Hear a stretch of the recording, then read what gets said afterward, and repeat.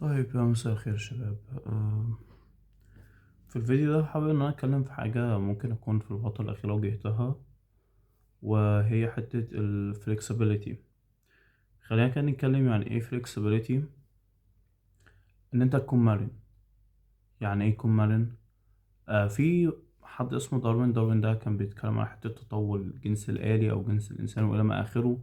وقال لك ان الناس اللي هي حبت ان هي تستقر بذاتها او ان هي ما تحاولش انها تتكيف مع البيئة، فهم مشيوا. ومن هنا هتكتشف ان هو كان ليه جملة كده مشهورة. ممكن يكون حد خد باله ولا لا، وهي البقاء الأكثر تكيفا مع البيئة. البيئة لو احنا بصينا على معنى البيئة، فهو بمعنى البيئة دي تشمل الأنظمة الموجودة فيها، الأفكار وإلى ما آخره. طبعا الجو والمكان وحاجات كتير أوي. ومن هنا هنيجي نبدأ إن احنا نحاول احنا نبص على فكرة أبعد شويتين. او هناخدها مش ابعد، ولكن هناخدها لأرض الواقع اللي احنا فيها دلوقتي. انا مثلا مهتم مثلا ان انا ابقى داتا ساينس كبير جدا، ومهتم جدا ان انا اعمل حاجات وعندي بروجيكتس في دماغي. بس ممكن ما يكونش عندي الرفاهية المادية مثلا ان انا اخد في مكان مثلا حاجة زي كورسز مثلا، او مش لاقي الوقت مثلا، او حاسة مش مستعد كفاية، او خلينا نقول اي حاجه، اي حاجه انت حابب تعملها. فبترجع لحته ان انت هتحاول ان انت تبدا ان انت تذاكر، وممكن ان انت تكاد تكون تسيب شغلك الرئيسي لو انت شغال في شغل او في شركه او الى ما اخره، وتحاول ان انت بتحاول ان انت تشتغل على نفسك ان انت تبقى داتا ساينتست. بس انت هتخسر حاجات كتير جدا، من ضمنها مثلا ان انت ممكن ميبقاش معاك فلوس كتير جدا. ما تعرفش تشتغل، او يعني ما تلاقيش شغل حاجه انت تعرف تشتغلها، فبالتالي انت مش هيكون معاك فلوس، فبالتالي مش هتعرف تعيش كويس، فبالتالي الاسترس هيزيد. وخلي بالك انا قلت هنا الاسترس هيزيد بمعنى ايه؟ بمعنى ان انت في مجتمع حاليا راس مالي. بمعنى ايه راس مالي؟ بمعنى ان كل حاجه هنا لها مقابل ولها سعر. و... وانت حاليا انت بتدفع وقتك للشركات او المنظومات عامه علشان تاخد وقتك، فتقدر انت تكمل والدايره هكذا والى ما اخره.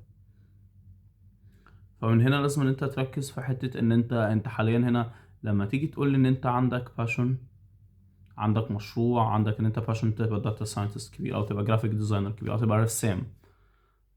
بس الحاجة دي ما بتاكلش عيش. بمعنى ايه؟ بمعنى انت رسام بس ما بتاخدش للاسف فلوس. او رسام ومش لاقي اماكن. حقيقة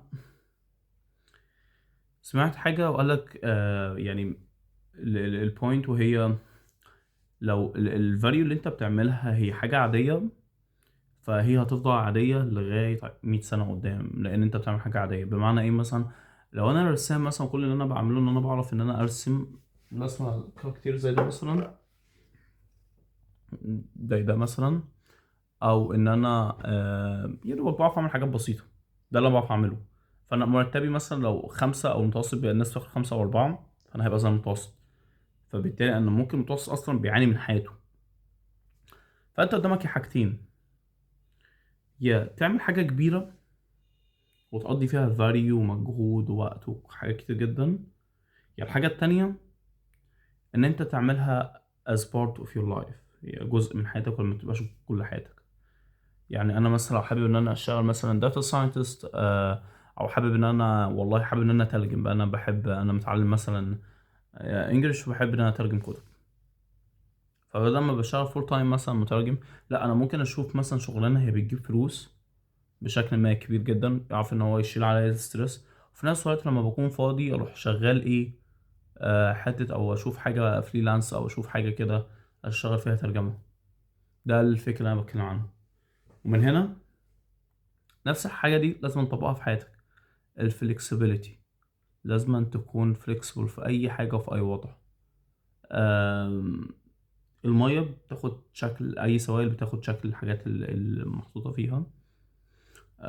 ومن هنا لازم أن تحاول ان انت تكون فاهم. لو انا مثلا عايز ان انا ابقى داتا ساينتست، او عايز ابقى جرافيك ديزاينر مثلا كبير او اي حاجة، فمحتاج ان انا افهم ايه الحاجات اللي انا موافق ان انا اسيبها، وايه الحاجات اللي انا موافق ان انا اخدها، وايه اللي انا عايز اوصله باكبر قدر ممكن من الراحه النفسيه ومن عدم الاسترس. ومفيش حاجه بتبقى فور فري. الفلكسبيليتي بتخلي ان انت توضح لك ان الحياه عادي، يعني حصل حاجه هنا النهارده كبيره عادي، مفيش مشكله، هنكمل، ما عندناش اوبشن تاني. يعني هو ده الاوبشن الوحيد اللي ممكن يكون متاح لينا، هو اوبشن كويس بما فيه الكفايه يعني. آه بس الفلكسبيليتي بتتعلمها حاجات كتير قوي، ان انت بتبقى فلكسبل في الشغل بتاعك مثلا، آه مع الناس، مع حاجات كتير قوي.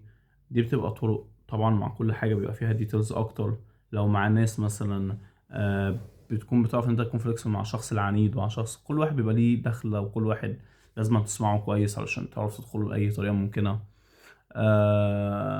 في الشغل مثلا مديرك رخم مثلا، مديرك الكويس، لازم تبقى فليكسبل مع كل حاجة، لأجل لما بتكون فليكسبل انت بتعرف ان انت تافويد الحاجات الصعبة اللي بتجيلك، واللي هي part of the things that you are going to encounter، يعني من الحاجات اللي انت رايح ان انت تشوفها بعدين. بس وهي تالنت يعني، وهي سكيلز و سكيلز كبيرة ان انت يكون عندك حاجة زي كده. بس ازاي بقى تتعلم flexibility ده؟ والله انت ممكن تمشيها في حياتك ببساطة كبيرة جدا. صحيت من النوم مثلا ما لقيتش شاي، رحت شربت قهوة حتى وانت مش بتحب القهوة، بطريقة طبعا متشربش قهوة الصبح على الريق. اللي هو قصدي يعني، لو انت متعود ان انت تشرب حاجة معينة وما لقيتهاش، فعادي والله ممكن اجيب. طبعا عندي حلول كذا، عندي حلول كذا. حاجة اسمها constructive mindset. يعني constructive عقلية بنية، أو constructive ده اللي هي النقد البناء، أو constructive طبعا الفيدباك ده بيكون إن هو النقد البناء وإلى ما آخره. لكن احنا بنتكلم هنا constructive mindset بمعنى اللي هي العقلية البنائية، إن أنت بتحاول إن أنت تبص على حاجة وتحاول نلاقي لها solutions، لأن الحاجات كده كده هتفضل موجودة.